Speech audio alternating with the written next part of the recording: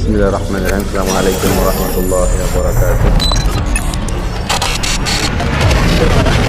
Innal hamdalillah nahmaduhu wa nasta'inuhu wa nastaghfiruh wa na'udzu billahi min shururi anfusina wa min sayyiati a'malina. May yahdihillahu fala mudilla lahu wa may yudlil fala hadiya lahu. Asyhadu an la ilaha illallah wahdahu la syarika lahu wa asyhadu anna Muhammadan abduhu wa rasuluh.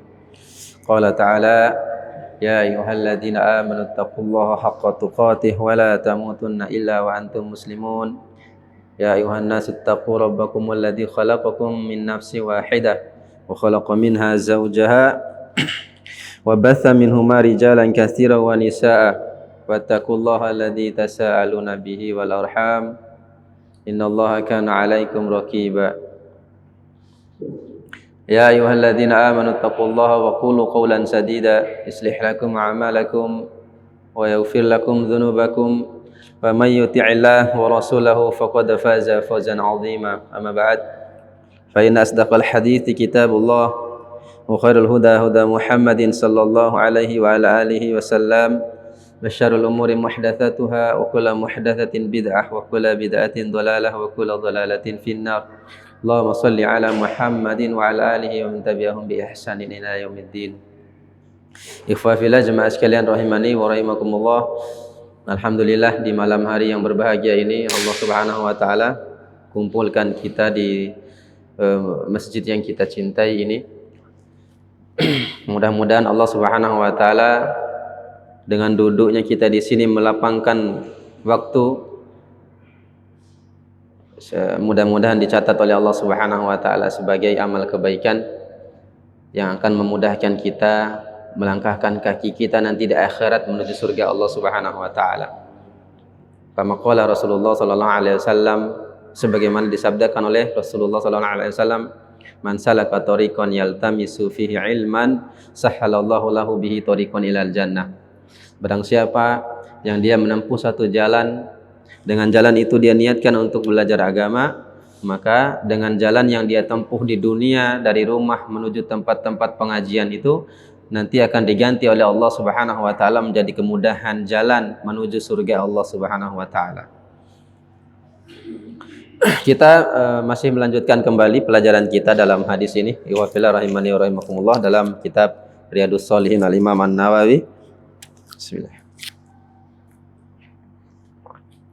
Pada bab takwa ini insyaallah kita akan memasuki beberapa hadis, dan insyaallah malam ini akan kita bahas tuntas bab ini, bab takwa ini, dan kita akan lanjutkan lagi dengan bab selanjutnya, yaitu babul yakin wat tawakkal. Saya bacakan hadisnya terlebih dahulu, yaitu bab takwa ini, hadis yang kedua.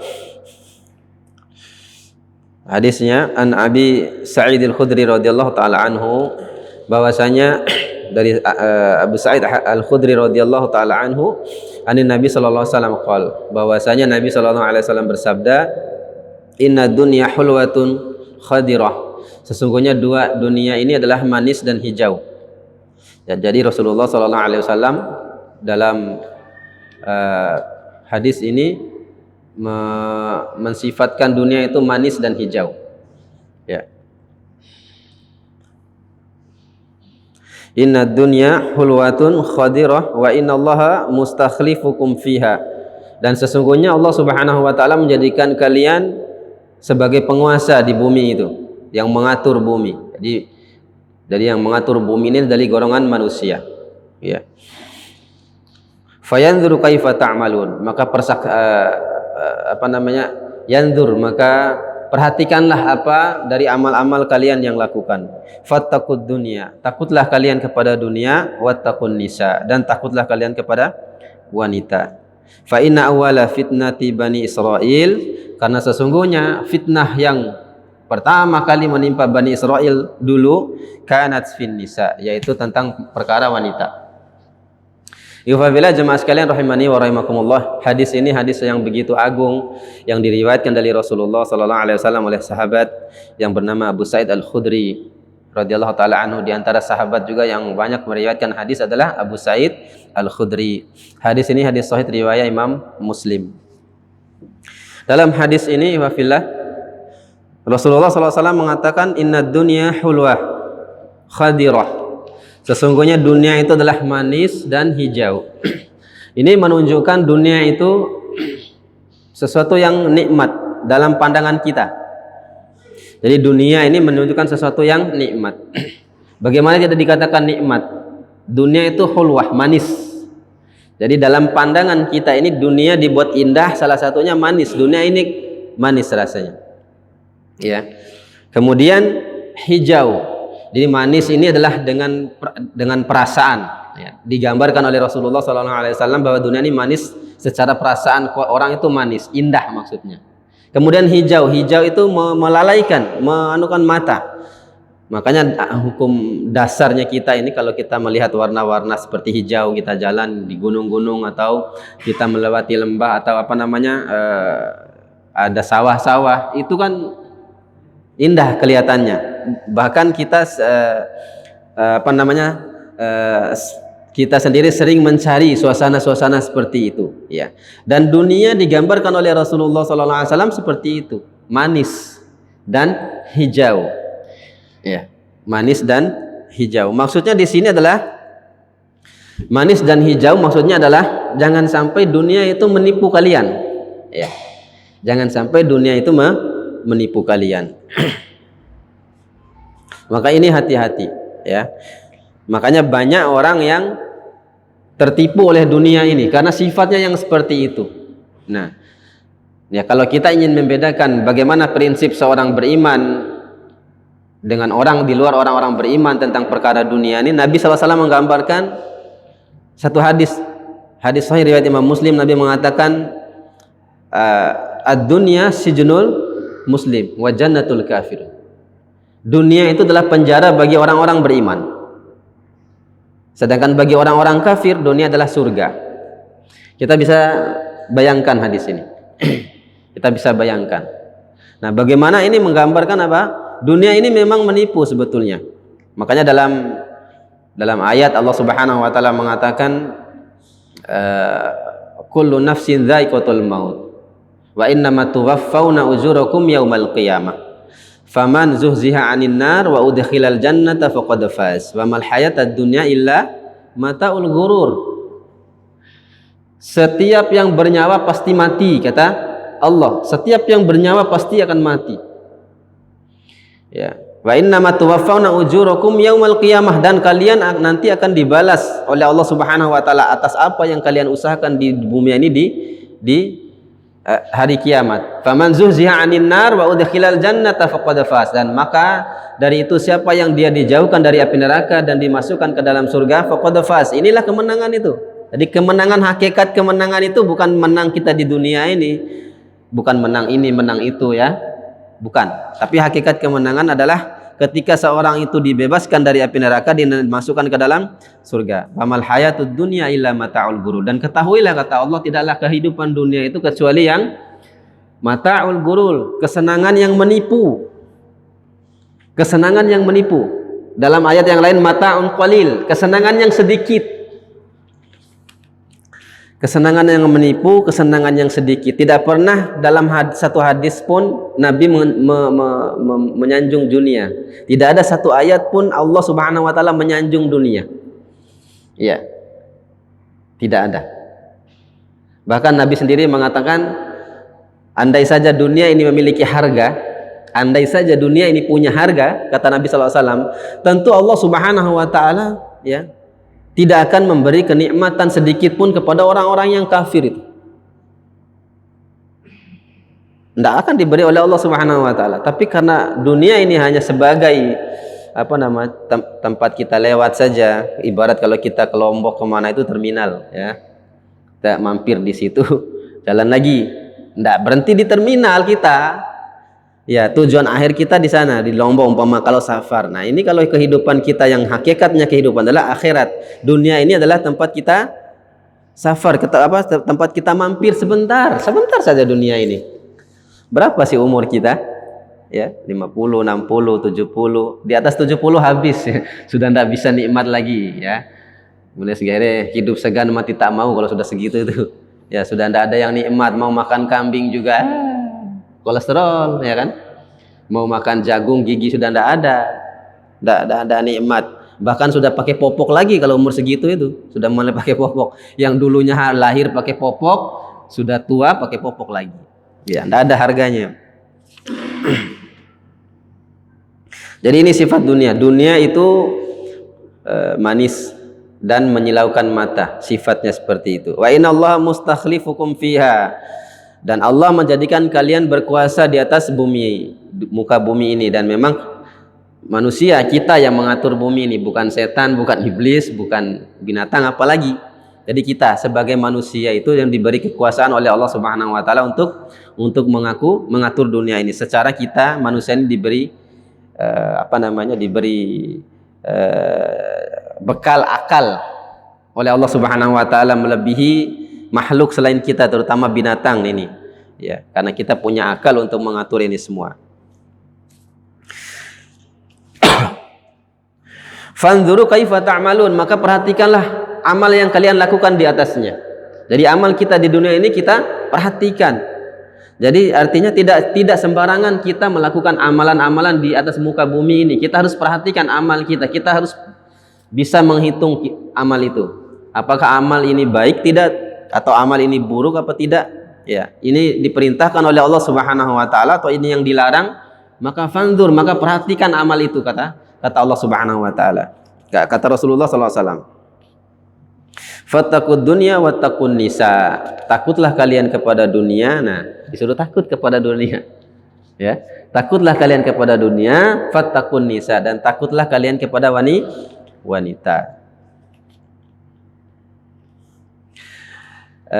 Di sini ya, tidak juga kita artikan bahwasanya dunia tidak berharga dan seterusnya. Jadi kita meninggalkan urusan dunia seluruhnya, tidak. Ya, singkatnya adalah bahwasanya dunia ini adalah tempat kita beramal. Kalau toh kita diberi kelebihan oleh Allah Subhanahu wa taala berupa harta dunia. Ya, berupa harta dunia, maka sebaik-baik manusia orang-orang beriman itu dia akan gunakan harta itu untuk mendekatkan diri dia kepada Allah, dan dia akan belanjakan sebagai bekal dia nanti di akhirat. Ini maksudnya, ya. Bukan ngajak kita mau miskin semua. Bukan anak ngajak antum ayo hidup miskin semua, enggak, ya. Bahkan harta juga dibutuhkan di dalam Islam. Ya, jihad butuh harta. Ya, para ulama, para ustadz butuh harta juga. Ya, andai kata, makanya antara orang berilmu, ulama dengan orang kaya ini tidak bisa dipisahkan sebetulnya. Ya, karena orang-orang yang memiliki harta inilah yang justru harus mendukung dakwah. Ya, dakwah ini tidak bisa jalan kalau tanpa orang yang memiliki harta. Ya, secara para ustadz, para dai, para ulama kita itu juga butuh makan minum sama seperti kita punya tanggungan anak istri. Ya, yang mensupport itu adalah orang-orang yang kaya di antara kita. Ya, tidak mungkin lah suruh kerja, ya.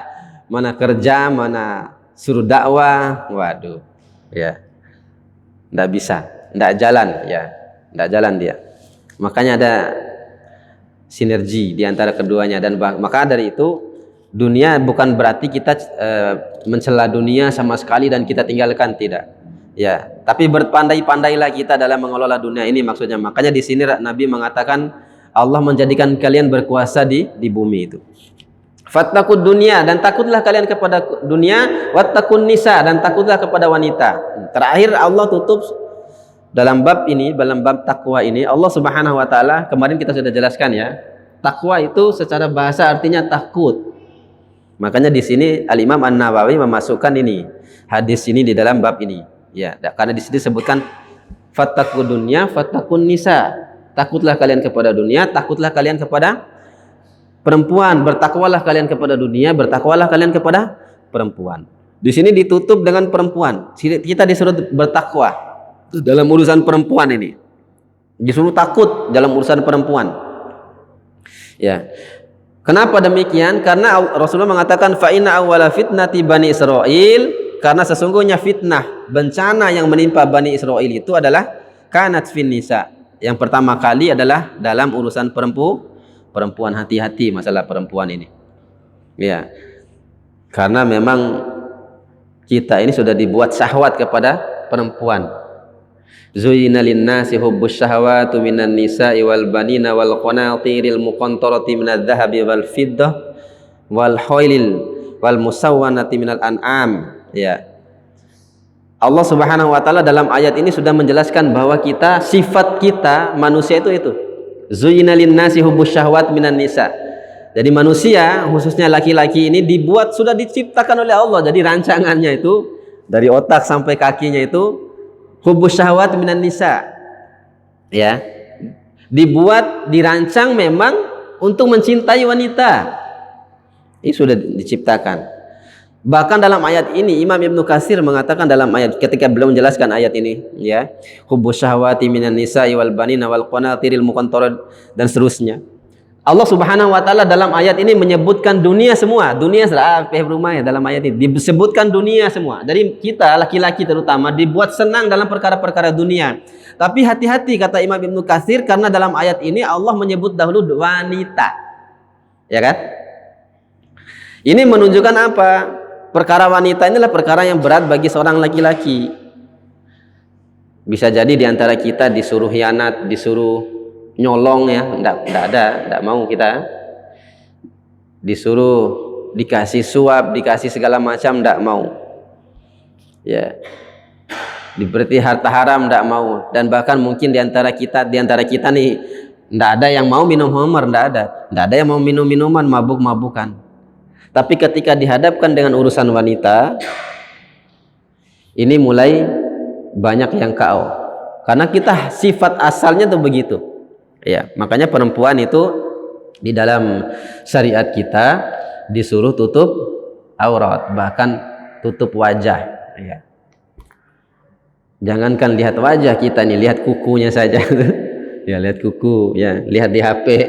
Kita lihat di HP ada gambar-gambar di tangan. Ya. Nggak usah putih, hitam saja tuh sudah kepikiran, ya. Namanya laki-laki dan dia diciptakan seperti itu memang oleh Allah. Asalnya tuh begitu. Makanya kita disuruh hati-hati karena yang menghancurkan umat terdahulu itu bukan yang sisa dunia yang lain, tapi urusan yang perempuan. Di dalam tafsir At-Tabari beliau menyebutkan satu riwayat, ya. Riwayat ini diceritakan oleh seorang tabi'in, yaitu tentang kejadian ulama di antara kalangan Bani Israel dulu. Ada alim, seorang ulama, Pak. Alim, ahli ibadah. Ya, ini ahli ibadahnya kalau kita ibadahnya masih ya kembang kempis lah ibadahnya kita, ya. Kalau ini Bani Israel ini dalam riwayat disebutkan tidak ada lain kerjanya, Pak, ibadah dari siang, pagi, malam, sore ibadah. Bahkan tidak keluar dari masjid, ibadah terus. Rumahnya sepi saja, dia tinggal aja rumahnya di masjid. Nah, di dalam riwayat Imam At-Tabari menceritakan bahwasanya satu ketika di satu kampung di area kampung itu ada tiga orang laki-laki bersaudara dan 4 perempuan. Jadi 4 saudara, satunya perempuan, 3 laki-laki. Tinggal serumah, orang tua sudah meninggal semua. Nah, yang 3 orang ini mereka berencana berangkat berjihad di jalan Allah, membela agama Allah Subhanahu wa taala. Dan dalam pandangan 3 orang laki-laki ini tidak ada yang mereka percayai orang sekampung itu kecuali ahli ibadah ini. Jadi ketikanya bersepakat, gimana ini? Kita mau berangkat jihad, tidak mungkin kita tinggalkan, apalagi bawa ini adik kita yang perempuan ini. Akhirnya ketiganya bersepakat datang menemui ahli ibadah ini dalam rangka menitipkan adik perempuannya. Allahu Akbar.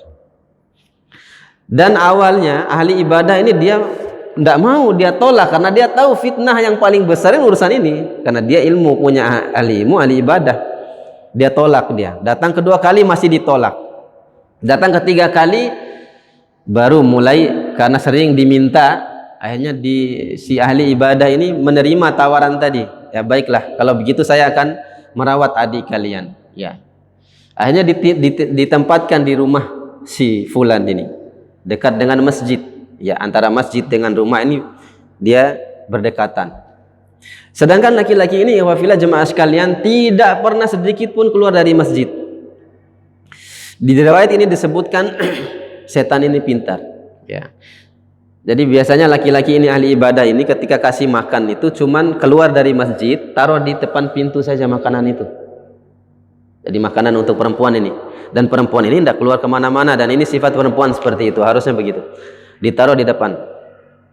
Ya, jadi kalau perempuan ini ingin makan, dia turun ambil makanannya, buka pintu, ambil makanan, tutup lagi. Tidak pernah ketemu, ya, apalagi lihat wajah dan seterusnya. Setelah lama berjalan, dibisik oleh setan. Imam At-Tabari mengatakan dalam riwayat mulai dibisik oleh setan. Alangkah bagusnya, ya, kata setan ini, alangkah bagusnya kalau kamu, kan sayang itu makanannya ada debu, nanti kalau kamu simpan di bawah kan kena debu, ya, apalagi nanti mungkin dia keluar ngambil, perempuan ini keluar ngambil makanan itu, dilihat oleh orang-orang lain, jadi fitnah buat kamu.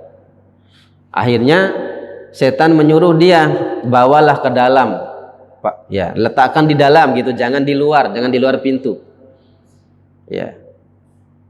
Akhirnya dia dalam pikirannya dia benar juga ini, ya, makanannya juga nanti kena debu, apalagi ada orang lihat nanti dikira ini cewek, ini siapa lagi kan gitu. Akhirnya dia kepikiran seperti itu, dia mulai esok harinya dia bawa makanan, dia tidak simpan di depan lagi di luar, tapi dia mulai masuk ke dalam ruang tamu, taruh di dalam, keluar lagi. Begitu terus, akhirnya datang setan, iblis lagi datang. Disebutkan di situ iblis datang menggoda laki-laki ahli ibadah ini, dibisiki, masa cuman bawa di lantai bawah, nah, sudahlah makanannya itu antar sampai pintu kamar saja, tidak usah ketuk pintu, tidak usah buka pintu kamar gitu. Iblis tuh bisikan begitu, kan toh nanti juga pahalanya lebih besar, kan kamu naik ke atas. Di dalam riwayat itu disebutkan rumahnya itu bertingkat, kamu naik ke atas bawa makanan ini, ya. Akhirnya dia kepikiran juga, benar juga ini, ya. Ya, benar juga. Akhirnya sudah mulai naik ke atas, yang tadinya dari luar, kemudian yang kedua simpan di ruang tamu, yang sekarang ini sudah mulai naik ke atas, diletakkan di depan pintu kamar. Di depan pintu kamar. Masih selamat, diletakkan di depan pintu kamar, pergi lagi. Dan ini berjalan lama lagi terus. Berjalan lama, setan bisikin lagi, iblis bisikin lagi. Janganlah bawa makanan aja, cobalah ngobrol. Mungkin ada kebutuhan lain dia ini. Ya, kan tidak pernah keluar gitu. Ajak ngobrol. Apa mungkin ada kebutuhan yang lain selain makanan dan seterusnya. Esokan harinya benar juga kata ahli ibadah. Akhirnya dia mulai tidak letakkan makanan saja, dia duduk di dua kamar, perempuan di dalam kamar, saling ngobrol. Ya. Besok lagi begitu lagi, bawa makanan, ngobrol lagi, bawa makanan, ngobrol. Ya. Akhirnya dibisiki oleh setan, sudahlah, ya, bawa di dalam kamarnya saja makanan itu. Masa di luar saja sudah ngobrol, ya, sudah baik, sudah akrab, ya kan? Ya, kalau sudah akrab gitu biasalah bawa masuk ke kamar, bawakan makanan itu, anggap adik sendiri gitu. Ya. Kemudian dalam riwayat itu disebutkan esokan harinya dia juga merasa benar juga ini pikirannya ini. Akhirnya dia masuk, simpan makanan di situ, berulang-ulang ketemu, saling tatap muka dan seterusnya, saling pandang. Ya, qadarullah di situ berzinalah mereka. Ya, sudah terjadi perzinahan. Ya, dan tidak sekali, setiap makanan itu selalu berzina. Akhirnya hamil. Ini saudaranya yang 3 orang ini belum kembali dari medan perang. Ya, Imam At-Tabari menyatakan seperti itu. Kemudian singkat cerita, lama berselang, sudah sering melaksanakan hubungan, hamillah perempuan ini. Hamil, mulai bingung ahli ibadah ini, seorang abid ini, mulai bingung dia.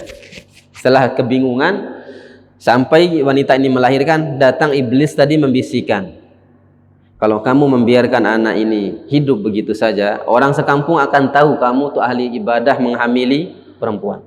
Apalagi nanti saudaranya datang. Apalagi saudaranya datang nanti. Akhirnya apa? Yang pertama, setelah itu dia membunuh anak si bayi ini, dari anak hasil zinanya ini, dibunuh, dikuburkan di samping rumahnya, di sebelah batu, ditindih dengan batu besar. Masih tidak tenang juga, setan datang lagi, dibisiki oleh setan lagi, datang lagi setan ini, dibisiki kepada laki-laki ini, nanti kalau saudaranya pulang dia cerita, ya, perempuan ini cerita, mati kamu, dibunuh oleh saudaramu ini, saudara 3 orang ini, apalagi orangnya kekar-kekar pergi jihad, mati kamu. Dia pikir ketakutan, dia akhirnya membunuh wanita ini. Allah Akbar. Dia bunuh, kemudian dia makamkan di tempat yang berdekatan di situ.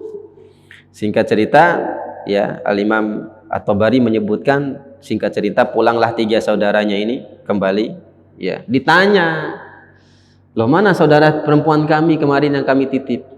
Ya.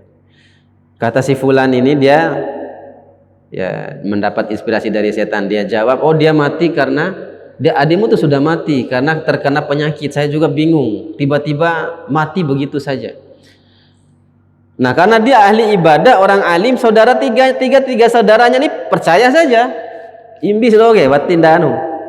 Cuman mereka sedih saja, sedih. Dan mereka percaya, tidak sedikit pun curiga bahwasanya adiknya ini yang dibunuh oleh ahli ibadah ini. Nah, lama berjalan, mulailah setan itu datang ke 3 orang ini. Ya, datang di dalam mimpinya tuh, ya. Dia bisikin, ya, bahwasanya adik kalian itu bukan mati karena penyakit, tapi dibunuh oleh ahli ibadah itu. Sampai 3 orang setan ini keliling. Besoknya lagi keliling. Nah, di antara 3 bersaudara ini, 2 orang masih percaya. 2 orang masih percaya kepada ahli ibadah ini. Dengan perkataannya tadi, bahwasanya adiknya itu mati karena apa namanya tadi, karena penyakit. Tapi yang 1 orang yang paling muda, yang paling kecil di antara 3 bersaudara tidak percaya. Saya harus membuktikan, katanya. Saya harus membuktikan. Akhirnya singkat cerita, datanglah adiknya ini. Akhirnya kakaknya juga mau tidak mau ikut. Dan setannya itu langsung memberitahu bahwasanya kuburan anak adikmu dan anaknya dari hasil zina itu ada di batu besar itu. Akhirnya mereka datang dan menggali. Dan mereka menemukan tadi bayi janin itu. Itulah yang menjadi bukti bahwa benar dizina. Innalillah. Ya. Ini akhir daripada seorang ahli ibadah. Fatakun nisa. Dan dalam tafsir itu disebutkan akhirnya adalah laki-laki ini dibunuh. Ahli ibadah ini dibunuh. Bukan dibunuh oleh 3 orang ini, tapi dibunuh, dilaporkan ke penguasa pada saat itu, langsung dikisos. Ya, dikisos. Bukan dibunuh langsung oleh 3 ahli ibadah, 3 saudaranya ini. Nah, iwafillah rahimani wa rahimakumullah, ini adalah pelajaran penting bagi kita. Sekali lagi tentang perkara wanita ini, hati-hati. Ya, makanya dalam Al-Qur'an banyak Allah Subhanahu wa taala menghasung kita untuk ghaddul basar, tundukkan pandangan. Ya. Jadi qulil mu'minina yaghduna absarihim, katakanlah, perintahlah kepada orang-orang beriman agar mereka menundukkan pandangan mereka. Menundukkan pandangan mereka. Anda sering sampaikan, ya, kalau dulu orang ingin menghindari fitnah wanita ini, mereka tinggal masuk ke rumah saja, lari masuk ke rumah biar menghindar dari penglihatan. Tapi justru kita yang lebih tidak selamat lagi hari ini, zaman ini adalah masuk ke rumah lebih tidak selamat lagi, ada HP, ya, ada handphone. Makanya ikhwah fillah rahimani wa rahimakumullah, kita memohon kepada Allah Subhanahu wa taala kekuatan. Maka kalau ada perkara-perkara yang membisikkan seperti ketika kita sendiri pegang handphone, ya, cepat-cepat istighfar, tinggalkan handphone, ya, atau keluar dari rumah, tidak usah di rumah, cari tempat duduk yang ada teman, ada saudara. Karena ketika menyendiri, setan itu akan gampang merasuki kita, ya, terutama yang kita tidak bisa jaga ini, ya. Fitnah wanita, fatakun nisa, takutlah kalian. Ikhwafillah rahimani wa rahimakumullah, ini diantara wasiat Nabi sallallahu alaihi wasallam, ya, wasiat Nabi sallallahu alaihi wasallam kepada kita kaitan dengan hadis masalah takwa, ya.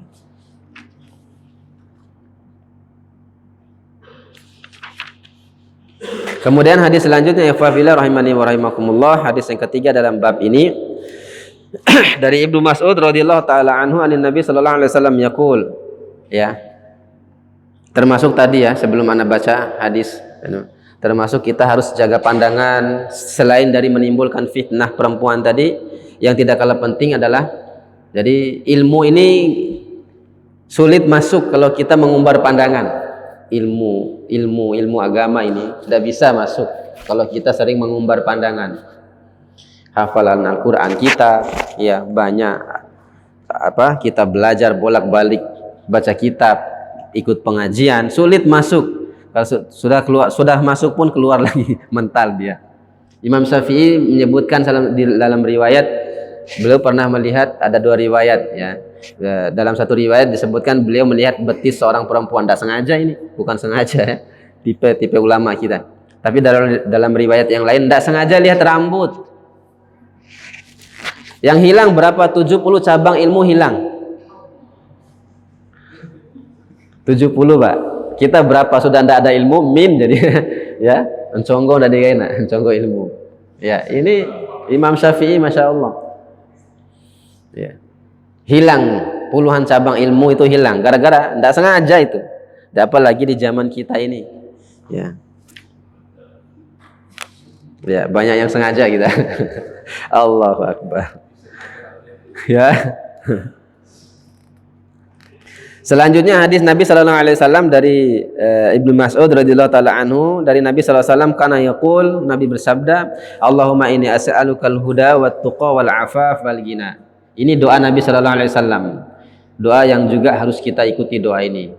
Yaitu Nabi berdoa, Allahumma as'alukal huda, ya Allah aku meminta kepadamu huda, petunjuk, wat tuqa dan ketakwaan, wal afaf dan penjagaan dari maksiat, di perlindungan dan penjagaan oleh Allah dari kemaksiatan, wal ghina dan merasa kecukupan. Ini doa Nabi sallallahu alaihi wasallam.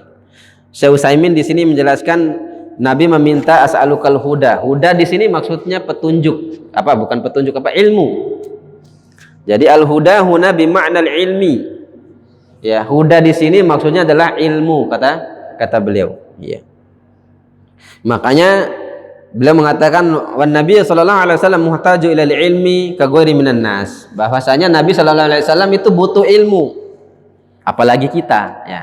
Bahkan Nabi minta doa ilmu, ya. Bahkan setelah selesai salat subuh, ya, Nabi selalu membaca doa Allahumma inni as'aluka ilman nafi'a. Nabi saja minta ilmu yang bermanfaat itu. Padahal Nabi, ya, as'aluka ilman nafi'a wa rizqan thayyiba wa amalan mutaqabbala. Ini selalu dibaca oleh Nabi setelah selesai salat subuh. Bahkan Al-Imam Syekh Utsaimin menyebutkan doa ini disebut sebelum istighfar. Ya, kalau kita tahu kan kalau selesai salam assalamualaikum istighfar langsung kan. Khusus salat subuh Syekh Utsaimin menjelaskan bukan istighfar tapi doa itu. Wallahu taala alam. Kalau kita mau istighfar juga tidak masalah. Tapi jangan lupa doa ini maksudnya. Ya, karena disebutkan fi duburis shalah, dalam setiap selesai salat.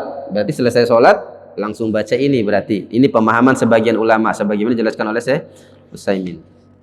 Ini pentingnya ilmu itu, ikhwah fillah rahimani wa rahimakumullah. Maka sekali lagi jangan lewatkan kesempatan seperti pengajian kita seperti ini, ya. Tidak hanya kajian anak, kajian ustadz kita yang lain, dan juga tambah dengan kita baca-baca buku, ya, sebagai tambahan, terutama buku-buku yang berkaitan dengan disiplin ilmu, ya. Itu yang penting juga. Karena sudah azan, ya, kita cukupkan sekian. Ternyata tidak cukup ini. Kita bahas lagi pada pertemuan selanjutnya di bab takwa ini. Ada salah-salah kata, ana mohon maaf. Aqulu qouli hadza astaghfirullah li wa lakum. Subhanakallahumma bihamdika asyhadu an la ilaha illa anta astaghfiruka wa atubu ilaik. Wassalamu alaikum warahmatullahi wabarakatuh.